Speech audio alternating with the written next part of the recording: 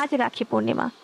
প্রধানত ভাই বোনের সম্পর্ক আজীবন রক্ষা করার জন্যই বোন দাদা বা ভাইকে কবজিতে রাখি পরায় এবং দাদা বা ভাই বোনের সমস্ত ক্ষতির হাত থেকে রক্ষা করার দায়িত্ব নেয়। আমাদের দেশে রাখি উৎসবের কথা বললেই রবীন্দ্রনাথ ঠাকুরের কথা আসে, যিনি 1905 সালের বঙ্গভঙ্গের সময় ঢাকা, সিলেট, কলকাতা থেকে সমস্ত হিন্দু মুসলিম ভাই বোনদের ডেকে এই উৎসব পালন করেছিলেন। এই কথা আমরা সবাই প্রায় প্রত্যেকে জানি।